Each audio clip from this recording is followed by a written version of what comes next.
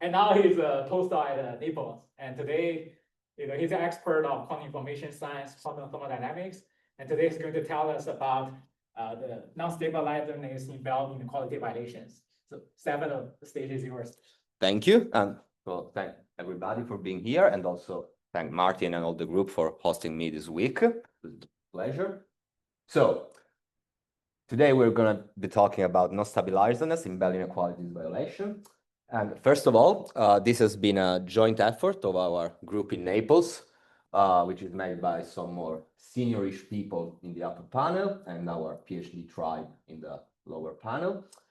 And this was kind of a long work in the sense that it's the usual 10 people work, so we're putting everything together was kind of complicated, but in the end, we were able to state some interesting results, unexpected also, considering that we are working with 2 qubits. But before going into the details, so let me outline what we're going to talk about.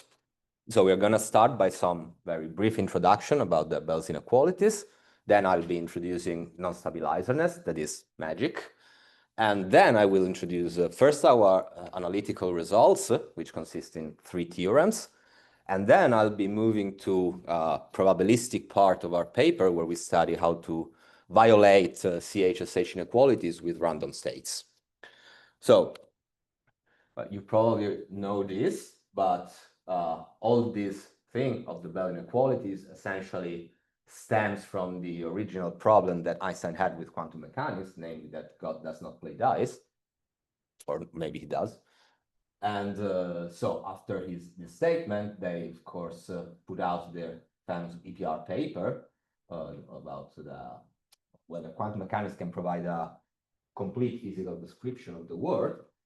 And basically, this gives rise to the debate between hidden variables models, so whether there is some hidden variable that we're not actually looking at that actually makes quantum mechanics, that gives elements of reality to non-commuting operators, versus some what was called spooky action at distance, that is non-locality, so quantum mechanics is non-local. And in the end, what Bell did with this theorem is to give us a mean to discern between these 2. So we can do a Bell experiment. You can test some Bell inequalities and check whether quantum mechanics works, admits hidden variable models, or it is effectively non-local. And this was then experimentally verified by the Alena Spe group, who won then the Nobel for this, and confirmed that quantum mechanics is indeed non-local. Now, this theorem deals with technically arbitrarily multipartite systems, but they were going to work with the 2 spins version, so which is known as the CHSH inequality from the name of the authors, Closer, Orange, Shimoni, and Holt. And so in this setting, originally, we are given, Alice and Bob are given an entangled state, say this phi plus, so 0, 0 plus 1, 1. And then one defines a Bell's operator of this form. And basically what we want to look at is the expectation value of this Bell operator on the given state and check whether we obtain a result lower than 2, which means that quantum mechanics admit hidden variables, or non-local violation, so when the absolute value of the expectation value is between 2 and 2 square root of 2. In principle, but we just going to say this for fun, one could have also values greater than 2 square root of 2, in which case one would have found a post-quantum, beyond quantum theory, but that's not what we're going to be talking about. So can I ask about, is there any significance to the value of 2? What if you find 2 exactly? So is it 2 less than or equal to? No, sorry, this should be greater. This should be greater. 2 is still classical. Okay. Yeah, sorry. So, for example, a known way to violate this inequality is when Alice measures along the x and z basis, while Bob measures along a pi-4th rotated directions, which corresponds to these 2 operators. And when you choose the angle pi-4th, you get the maximal violation, so you get the 2 square root of 2 value, which is also known as the Zirelson bound. Now, before moving to our results, we need to first reshuffle things around. This is because we are going to do some resource theoretic reasonings, and so we need to make ourselves sure that all the resources are put all in the same place, so that we don't get spurious contribution because we didn't pay attention. Specifically, this corresponds to writing the operators B1 and B2 from the previous example as rotated operator in terms of the rotations. So the operator B1 is the operator X rotated by a pi4 angle, similarly for B2, but with Z. And also we notice that the state phi plus is of course prepared by the well-known quantum circuit. So we start with 0, 0, we apply another NOR gate and then a CNOT gate. We just substitute everything in there, and overall what we have is that we have our bell operators, which we call B0, where only Pauli measurements appear. So they are stabilizer measurements now, while they weren't in the original B formulation, so with this operator rotated. And so we moved the non-stabilizerness from this B1 and B2 to this generic unitary operator U. And similarly, we moved all the entanglement from the state still into this unitary U. And in what follows, I will take this U to be generic. We'll consider this U to be generic, and we will see which properties should this U have in order to lead to CHSH violations. So from now on, our B0 is just this combination of Pauli operators. And in this specific example, this U is just the combination with this quantum circuit. So once we have reshuffled our equation in this way, we can start noticing some known results.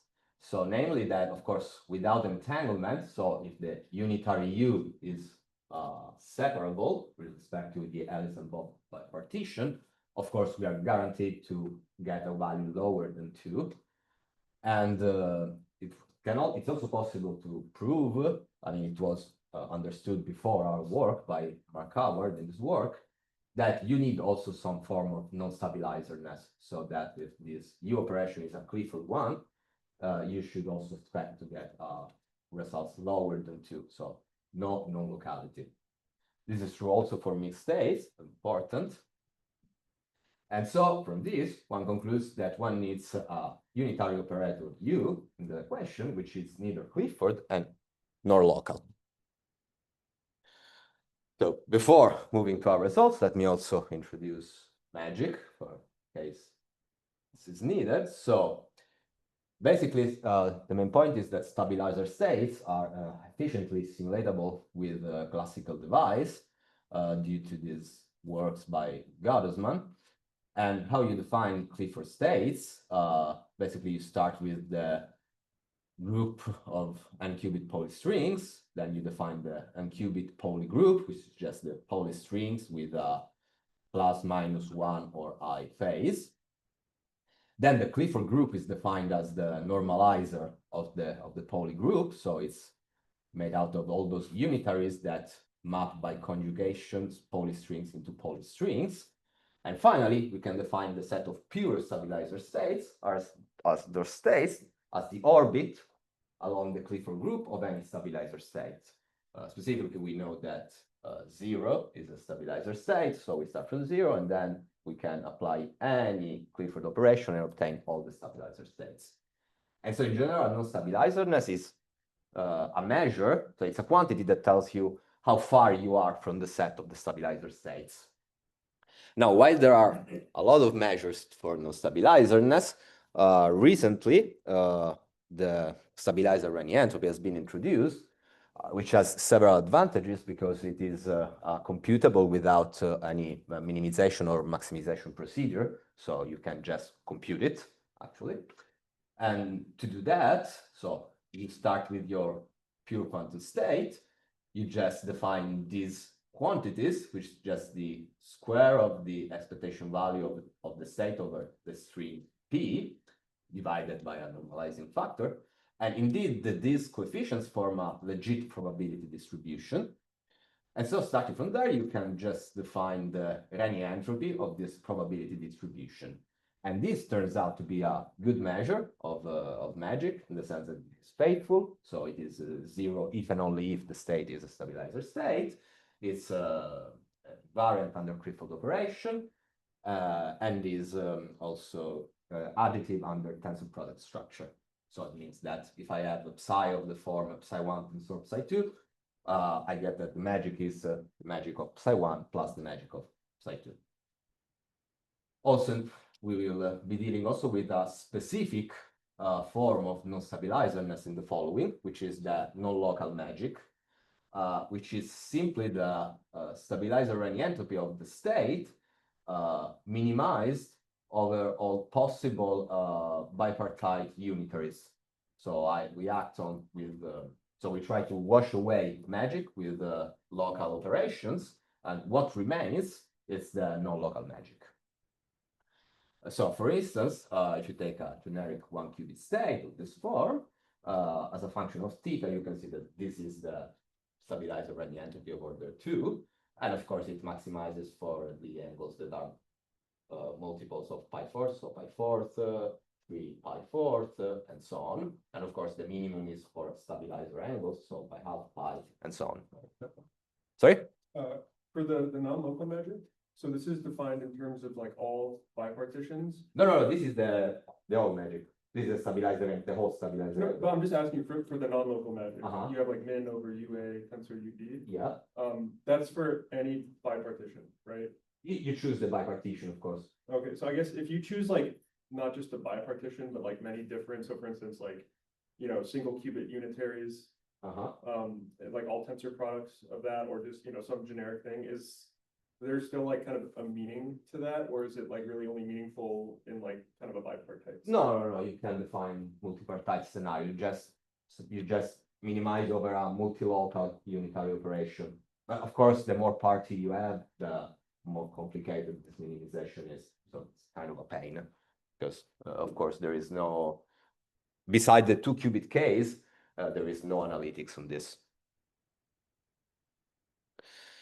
Also, we'll be dealing with some magic power of an operator, which is simply the average of the stabilizer entropy over all pure stabilizer states of the action of the operator U. So I take all my stabilizer states, I apply U to all of them, and I do the average of their stabilizer Rényi entropy, and this is the magic power. And an example is this rotation operator that we met before, which is a rotation along the y-axis, and you can see that the stabilizing power goes more or less like the 1 qubit stabilizer entropy we've seen before. But the main message being, if you remember, that we got the maximal violation for pi fourth, and indeed pi fourth is just where the magic power is maximal.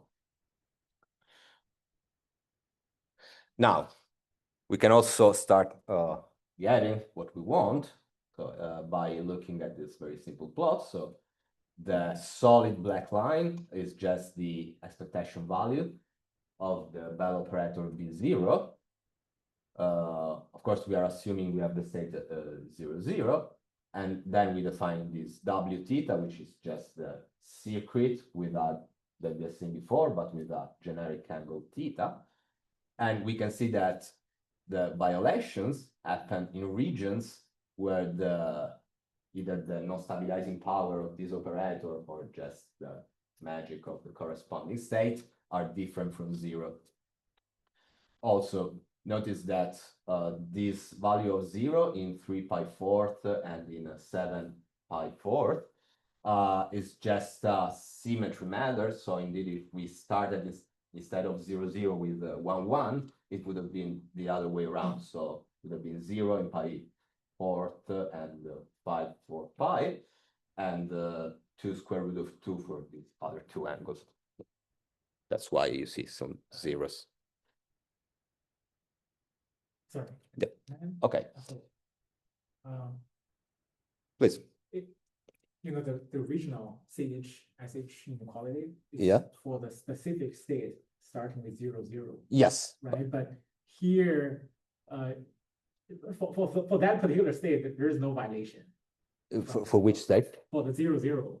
No, of course, 0, 0. Dash line. No, but this is 0, 0. Right. But after this operator acts, so first you get the entangled state with this, and now with the rotation, Right. you are getting the magic. Yes, but my point is, if I look at the black dash line, the plot, Yes. Okay. it's consistent with the hidden variable theory throughout all the angles. Is that right? No, because here you are below -2, so in absolute value greater than 2 in this region, and also in this region. So the point is that you can go beyond, so it's no local. I misunderstood your the y-axis of the plot. So The scale, the x-axis, 2 square root of 2 and the 2 is for the black curve. But yeah, okay. I think that, yeah. So there are There's states of slightly which- different quantities on the same plot. Okay, Yeah. I understand. okay.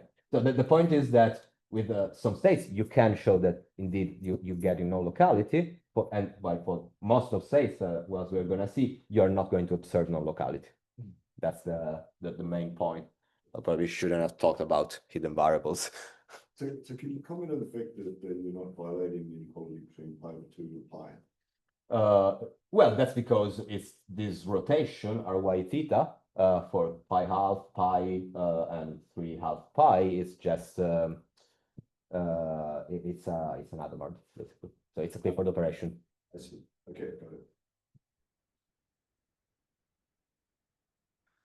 Okay, then we can finally move to the 3 theorems that we've proven in this work. So first thing first, so given an operator of the form B0 that we have seen, and the state omega, which from now on will be the 0, 0 state, and if we take any Clifford operation C, one has that the absolute value of this expectation value is lower or equal than 2. And this is easily seen when one looks at the structure of stabilizer states.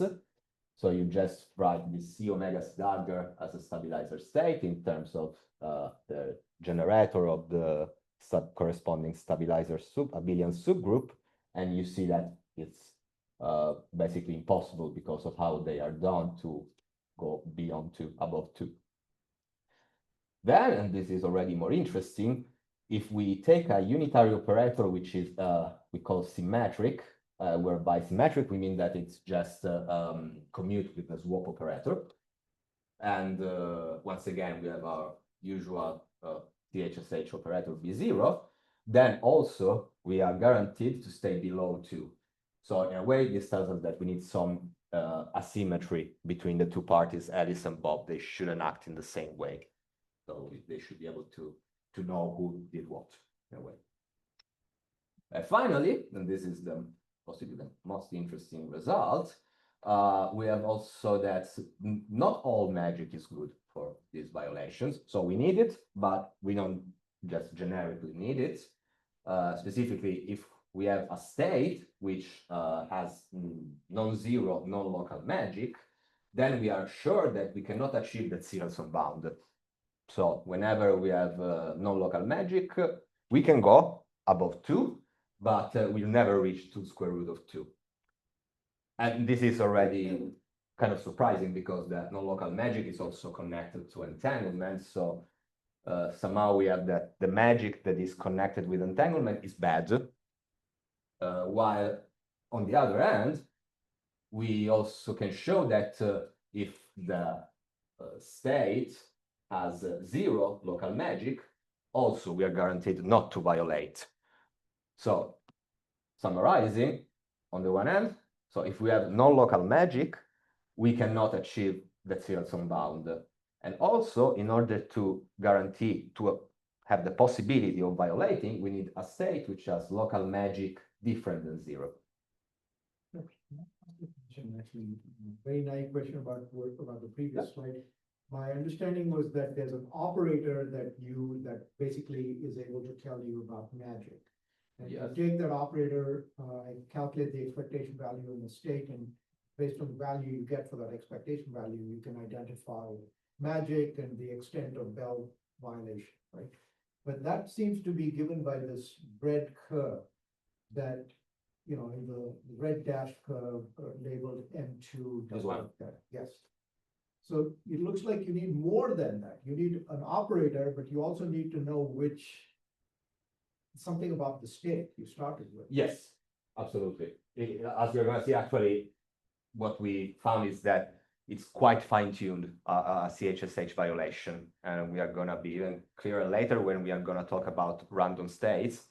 And we are going to see that if you take a random state in the whole Hilbert space, the probability of violation is extremely low.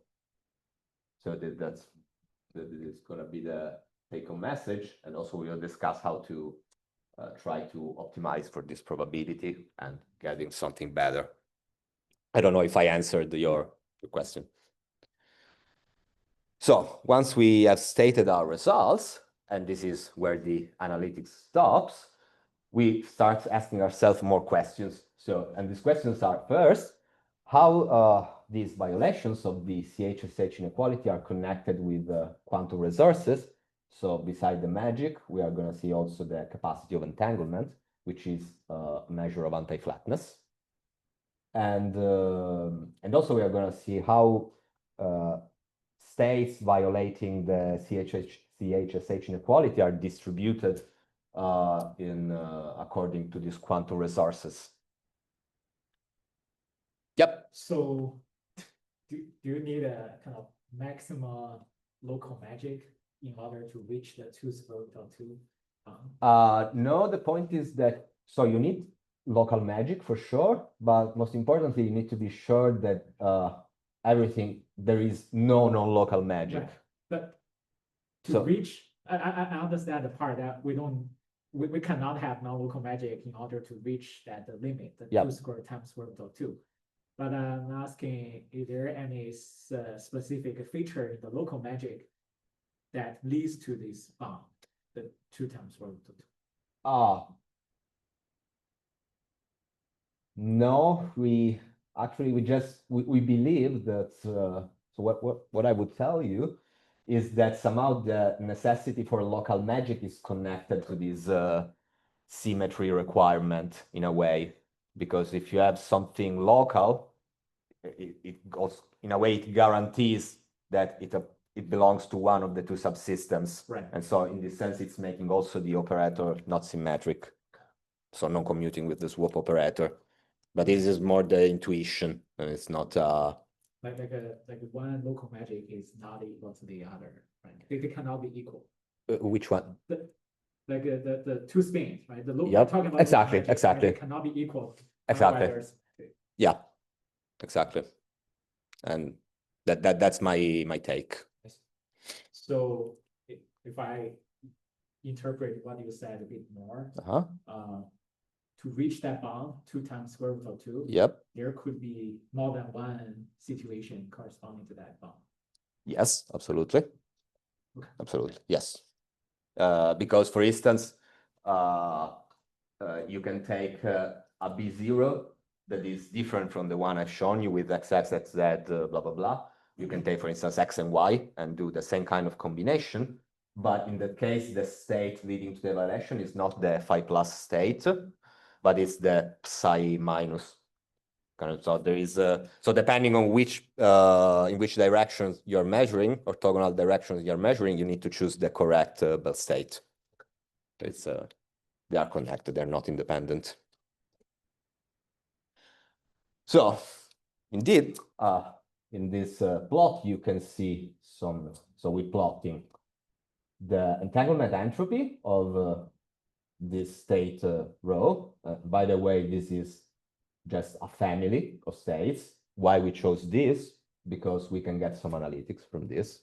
So it's an arbitrary family, but still covering a good piece of the possible states, because it's a combination of all the 4 computational basis states.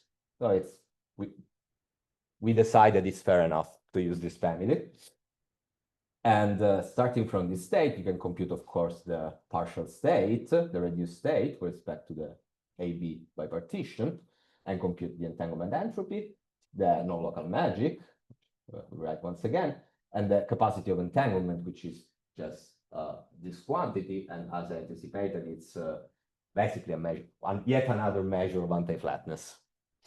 And what we observe is that for this family of states, where we set theta pi fourth and phi pi third, and we just plot as a function of these R. So what we see is the following. So naturally, the entanglement entropy is starting from its maximal value and then falling down for R equal 1. But most importantly, we see the following. So we start from a violation, which is this value is also maximal for this family of states. And we see that when we have these maximal violations, we have a zero capacity of entanglement and no local magic. While the more we let R grows, so we see that the expectation value of the Bell operator is going down, and with a threshold after which we are not violating anymore the inequality. And this corresponds to high enough values of non-local magic. Also notice how the capacity of entanglement, or anti-flatness if you wish, and non-local magic are quite connected. So we can see that they, of course, start and end up in the same point. So they start from 0 and they both end up in 0. And then the non-local magic starts building up and reach a maximum, which comes a little sooner than the maximum of the capacity of entanglement. So from the shape, we see that they are deeply connected, but they're not monotonous with respect to each other. So it's not too simple, but they are connected. And so from this, we see how capacity of entanglement and non-local magic are connected, and also how they connect to violations. I'm just a little bit confused on the formula's wave. So rho is the wave function that you're looking at? It's because it's a nice parameterization for this family of states. Right, but I don't understand the normalization with the function of R. That is, sorry, I'm not getting the question. I'm not understanding the normalization of the state. There's just something stupid I don't understand. Isn't it normalized? Should be.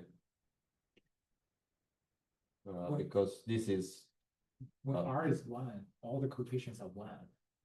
when R is 1, I mean, all the coefficients are the same first. it's 1, 1, 3.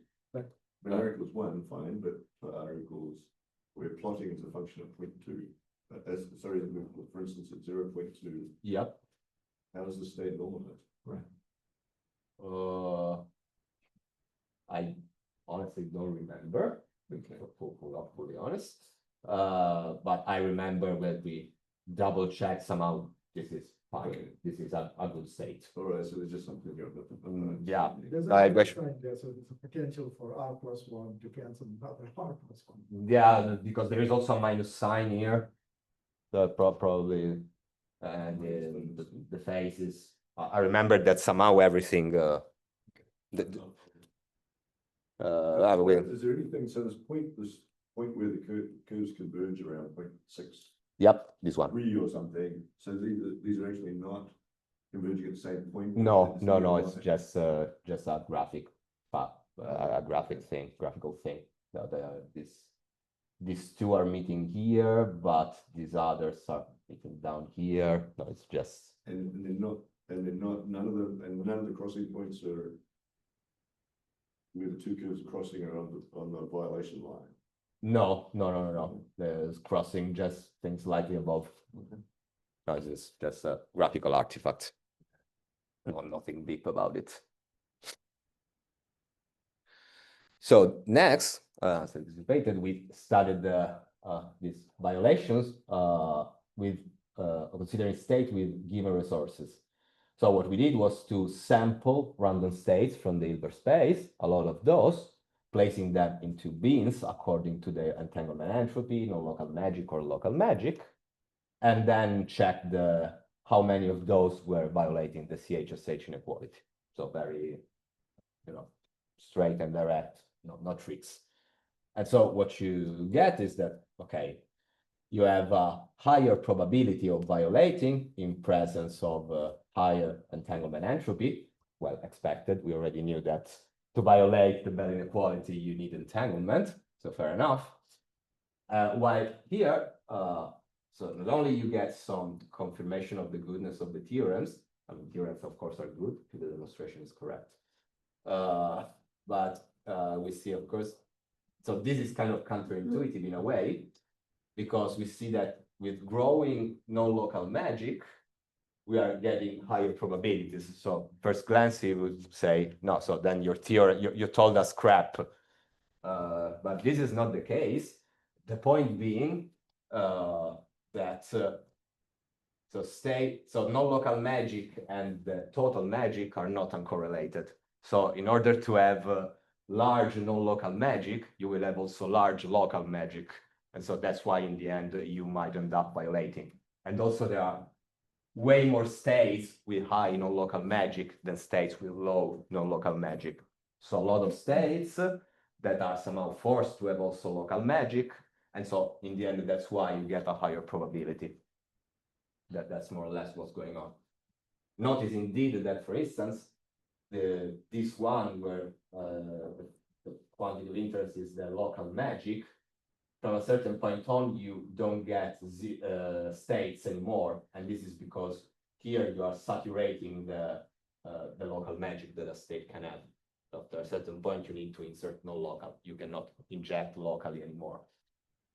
And so that's why here is going to 0, while until if you have a normal amount of local magic, you get a fairly high, 2%, fairly high probability of violations. Do you have a 2D plot, for instance?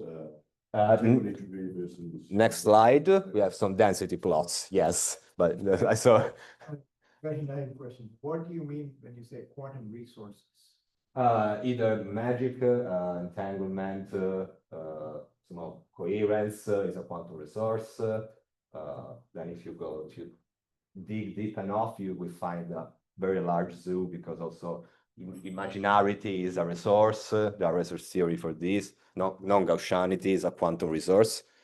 So in general, quantum resources are properties of quantum states that allow you to do specific tasks. That's more or less the. So as Martin was asking, we have the density plots. Specifically, we have, so on this axis, the absolute value of the expectation value, the non-local magic on the x-axis. On these two axes, you see the marginal probability distribution of the corresponding quantity. And what we see here is the following. So, of course, this is the scale. So we have the red parts, we have more states, while here we have a very sparse density of states. And in particular, you can see that the maximal violation is here, because 2.7 is 2 square root of 2. And you see that there are really not many states around here. It's really a few of them. While the more you increase the non-local magic, of course, you see how the maximal value of BU is decreasing with non-local magic, with, however, the number of states being slightly better. But actually, most states are just concentrated here in this very red part of the density plot. So where no violations is happening, the non-local magic is very high, and it seems that the local does not compensate in a way. So somehow the structure is not good. So can I ask, how do you randomly select the states? Yes. You just do random number generation on each of the coefficients? Yeah, it's like 100,000 states randomly sampled. But each coefficient is randomly sampled, e to the I, whatever. No, not from that family. This is just sampling from the Hilbert space, the whole Hilbert space without. So we parameterize. So we pick the parameterization of the unitaries, a generic unitaries applied to the 0, state. We sampled from these unitaries. But is it an issue for unitary? Is it just arbitrary 2-qubit? Yes, arbitrary 2-qubit state. It's an issue for measure. Yeah. Okay. Yeah, exactly. So this is and on the right side it's just the same, but with the local magic. And here is kind of a strange shape, but more or less we see also that no state with, so if you have no local magic, you're never violating actually, because you can see that this kind of line is all blank, so no states. While the more, of course, you increase the local magic, the more states you get violating the value inequalities, like the CHSH inequality. Actually, I will comment on this later. So I'm asking two questions here. So Go ahead the with peak, that. you know, there's a peak in this at the top end. Here? This plot, yeah. What is that?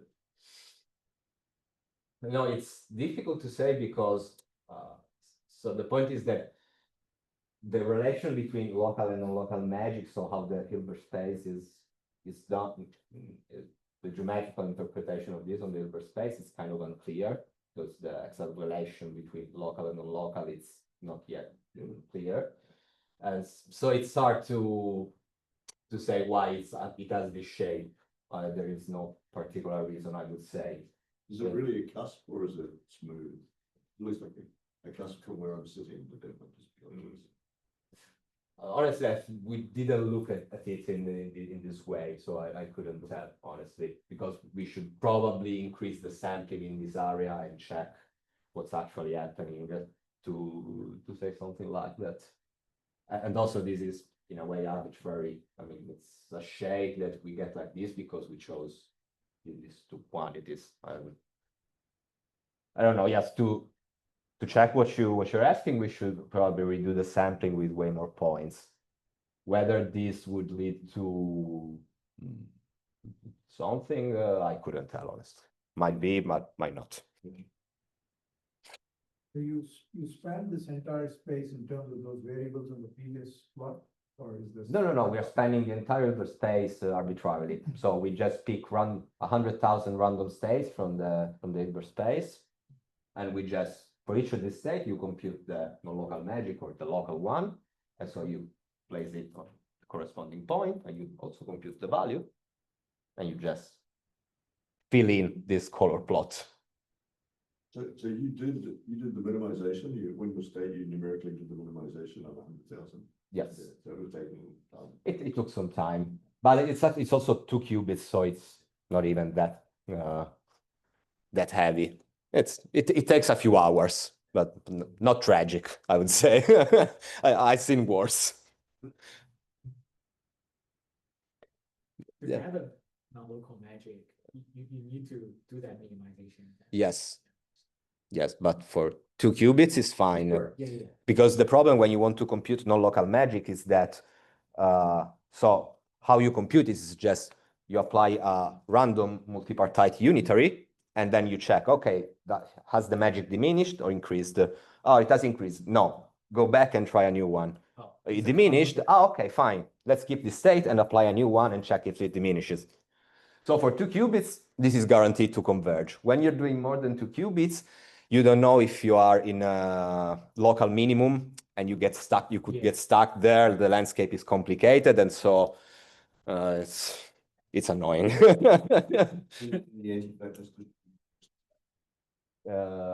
We didn't check, honestly, because we were more focusing on the stabilizer part. So once we have started, more or less, we try to understand the relations. So with this, between these quantum resources and the corresponding violations, we then ask, okay, what can we do with a random state? And so first of all, what we did was say, okay, we have this expectation value. Let us average over the whole set of unitary operations. That is, we do the R average over the whole unitary group. And you get that this is indeed 0. So if I take a random state and I do this several times and I average all the results I get for BU, I will get 0 on average. So bad.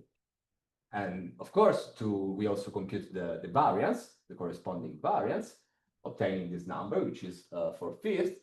And this was done to apply the Chebyshev inequality to give an upper bound to the probability of violations. And this upper bound is 20% probability. This is actually very loose. The probability is way lower, 1 order of magnitude precisely. Indeed, it is possible to compute analytically the probability distribution of BU attaining a certain value x, and this is the expression where this is the characteristic function along this interval, and this is just what you get if you do the calculation. And then, of course, once you have the probability distribution, to compute the probability of violation, you just integrate in the appropriate domain, and you obtain this value, so 2.51%. So if I pick a random state from the Hilbert space, I have 2.51% probability of violating. Yep. Perhaps this is a nice, like a kind of silly question, but BU, this expectation value Yeah. that you're measuring. And you say that when you average over all states, it goes to, but don't you really care about the absolute value? Right? And so, for instance, if Yes, it's the absolute value. So sorry, yes, here I forgot an absolute value. Okay. Yeah. So there's not like My bad. Okay. Yeah, it's always absolute value. Yes, we are of course interested in. So something between -2 and -2 square root of 2 is also cool. Yeah. Indeed, that's why this function is defined only between -2 square root of 2 and +2 square root of 2, which for some reason we decided to write as square root of 8. And also, if you're interested in the technique leading to this result, this is a very nice paper because it's a technical one where they really explain you the technique in case you ever need it.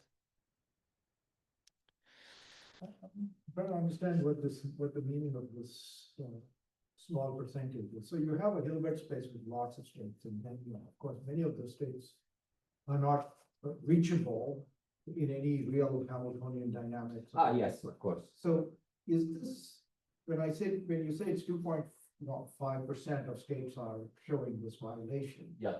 is there something special about them that means that, once you are in that state, there are a bunch of operations that will keep you in the space of states where this always remains the same, or is?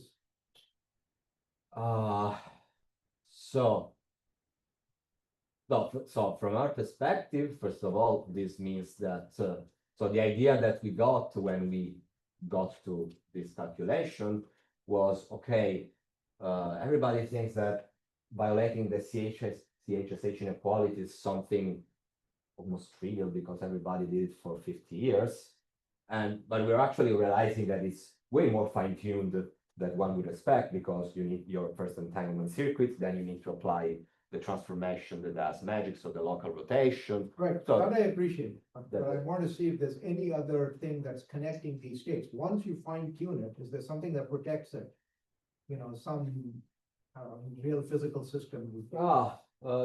That's an interesting question, actually. So you're asking for the form of the Hamiltonian that will Yeah, that would keep preserve. a space where this. That's an interesting question.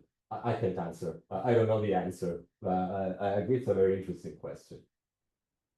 We should actually check on this when we will have time and we'll be in the mood someday. Okay, so after this, then comes the next question. So, okay, if we sample from the whole Hilbert space, we're not doing this good, because 2.5%, we don't like it, it's too low. Actually, sorry, can I ask a question? Yes. Sorry. So if I just do unitaries now, local unitaries, an arbitrary one will inject or remove local magic. Yeah. So that will remove, potentially can take you out of the space. Right? Yes, I'd say so. But if you do a transformation, a local transformation that doesn't have magic, So Clifford, it won't change this. Like, it's not changing the entanglement, it's not changing the local magic.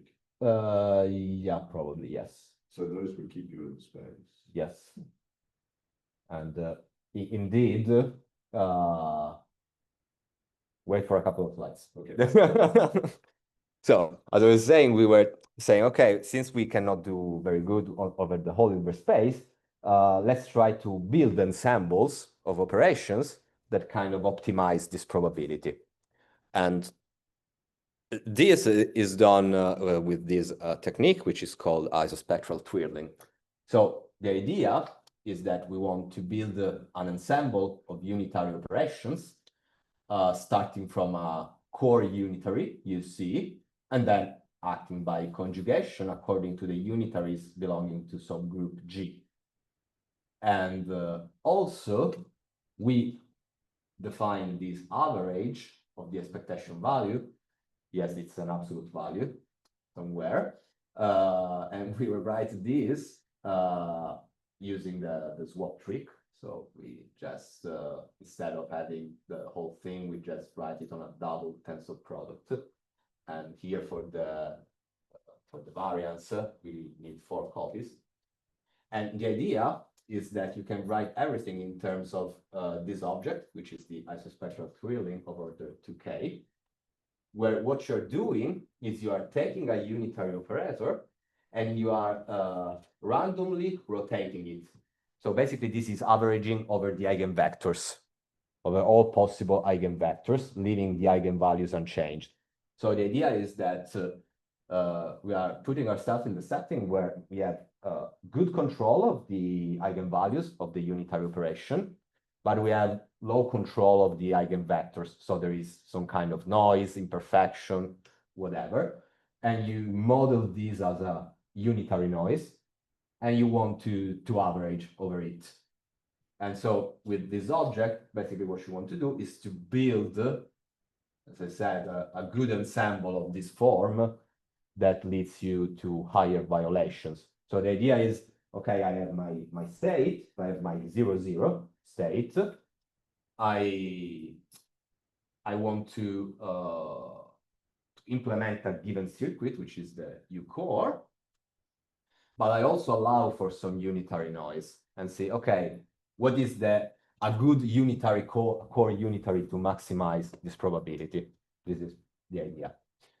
And to get the idea, for instance, here, we computed the average of this, the expectation value of PU, and also the corresponding variances when this average is done either over the whole unitary group or over the Clifford group. So notice also that the average is the same in both cases because the Clifford group is a 2 design and this depends on an average of order 2. So the 2 are the same. And what we see is that, of course, you get a very low value, the expectation value, for instance, in the unitary case, and then you get some variance. And the idea is saying, okay, how many standard deviations I need in order to get to the violations. And we see that in the unitary case, you need a couple of those. So it's already not too good. While, for instance, you get slightly better when you are, we are averaging, when you do this average, but only on one subsystem. So these blue curves are what you obtain when the average is done over all unitaries of the form U8 tensor identity. So only A. So this is 2 on the block sphere on one of them. Yeah, exactly. So only Alice is twirling while Bob is doing nothing, and this is vice versa. Bob is twirling and Alice is doing nothing. Notice also that the 2 are not symmetric actually. When we choose these, this is all done for this core unitary. And this is expected that these are not the same because, of course, when you generate the entangled state or the rotation, one is a control qubit and the other one is the idler qubit. So, of course, you get different results whether you average over A or over B. And so this gives us the idea. So since, for instance, here, say, you have a very high expectation value for the average, and you see that as a consequence, you need less standard deviations in order to go above 2. So this is maybe starting from this point. If I can appropriately choose the core unitary, I can get some decent ensembles. And indeed, this is the case. So on this column, you get some core unitaries. So we tried C0, a C0 after a Hadamard gate, or the W operators for different angles, including also a stabilizer angle, because remember that for pi half, this is a Clifford operator. And the tilde quantities is just the same, but with the role of A and B reverted. So in this case, we are having that A is the controller and B the idler when generating the entangled state. And here is the other way around. So B is the controller and A the idler, just to check symmetry. And what we did is just once again to sample. So this is all numerical.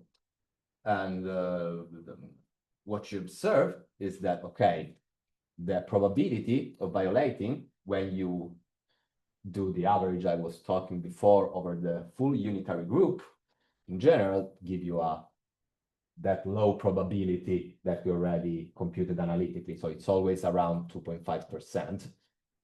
Of course, here it's all numerical, so there are some error bars. But on the contrary, you get way better results when you average only over one of the two qubits. So if we are guaranteed that starting from our core unitary, only one of the two parties have noise or is acting randomly for some reason, it's better. So you get up to 10% probability. And notice that it's even better when the one performing the average is the idler. So when, for instance, here, when we average over B, we can get up to 17.8%, which is already pretty decent. And notice also that this average is done for over the whole unitary group of qubit B. But surprisingly enough, if your core unitary has some magic, so somehow this is the optimal one, these two are good, you don't actually need to average over the full unitary group. You can get almost the same by just averaging over the corresponding Clifford group. And this is very nice because in the end, the Clifford group is way smaller, easier to generate, error corrected, everything is simpler when you are staying into Clifford. And of course, the results are symmetrical when you revert roles. And of course, the probability is always the highest for core operators with a higher magic power. And so this is the magic power of the core unitary. Yes. Oh, so this should be a C. Yeah. Okay. Got it. And so this was. So that's the total magic power. Yes. Well, in the end, it's only the rotation because all the rest of the circuit is Clifford. So it's always about the rotation. And notice, for instance, that these two are Clifford, but still, so naturally, if we try to average over Clifford, we get 0 because at this point, I'm never injecting any magic. So of course, I cannot violate. But still, nonetheless, I can inject enough magic by averaging over the unitary group, and we still get a decent probability. I mean, 10% is already 4 times 2.5. That's definitely, we made it better. And so with this, actually, these were all the results I wanted to show you. So now we can move to some conclusion and outlook. So the results are summarized as, so magic is necessary ingredient. And specifically, what we need is local magic and asymmetry in the sense defined at the beginning of this talk, while we've seen that non-local magic in a way is detrimental, with all the caveats that we have discussed on non-local magic usually implying also local magic. So this not necessarily correlates to the probability of violations. We have studied how these Bell's violations are due to the interplay between entanglement and magic. And also the random states have a very low probability of violations. But thanks to some heuristics provided by the theorems that we have shown, it's possible with the isospectral twirling trick to create ensembles of unitaries operation that have a better probability of violating the CHSH. Of course, the outlook is we would love to extend these to multi-party scenarios or higher dimensions. So for instance, Q-treats, quad-treats, however it's said, or with Alice, Bob, and Charlie, like in the GHZ. But I can already tell you that for GHZ, this doesn't work. So when you deal with GHZ experiment, everything is Clifford, and still you violate the Bell inequality. And this is, okay, more comment on this later, first we close. And of course, also, we love to deepen our understanding of this interplay between entanglement magic, non-locality, and what is actually gives rise to quantumness in a way. With this, I thank you for your attention, and go check the manuscript if you like this.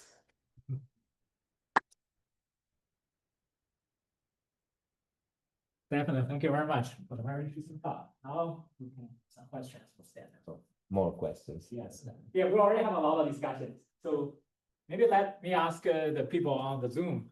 Yep. If you have any question, you can just unmute yourself and see.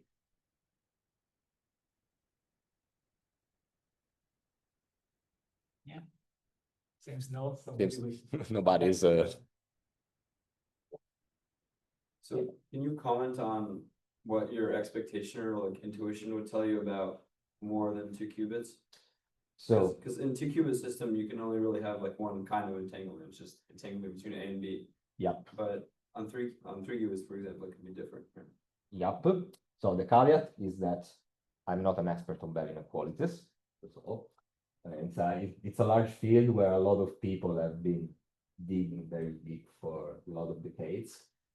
So we tried already when writing this manuscript to extend it to the GHZ scenario, which is the tripartite scenario. And for instance, in that case, everything is Clifford. So you get violations with only Clifford stuff because the GHZ is a Clifford state, is a stabilizer state. And the measurements you do in that experiments are all Clifford measurements. So there is no magic around anyway. But then I found out that this is a kind of mysterious thing that people working in the field somehow are acquainted with, in the sense that it seems that the GHZ scenario, so the tripartite scenario, is always peculiar in a way. So there are people studying 2 and then 4, 5, 6, 7 arbitrarily multipartite settings, and usually you get qualitatively similar results or anyway consistent.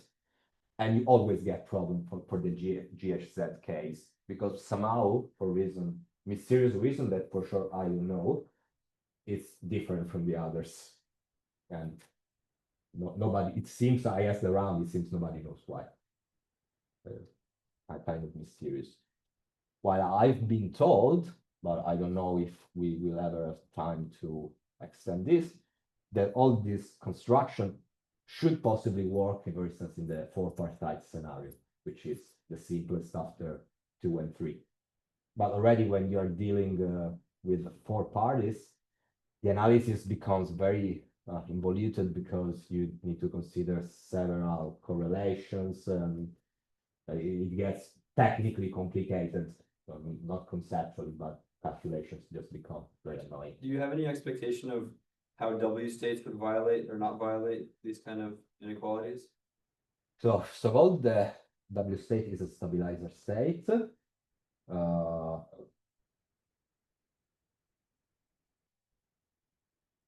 Should be checked, because one should actually go to the literature and check what people did, because as I said, it's a very vast literature where people repeatedly did the same thing, but always with different languages and perspectives, and it's often hard to grasp the deep stuff because it's often hidden on technicalities and jargon. Let's say it's something that I love to do, but it's also kind of heavily time consuming. if you're not in the bell inequalities field. Sure. So I'm probably not gonna do that. I wait for somebody else.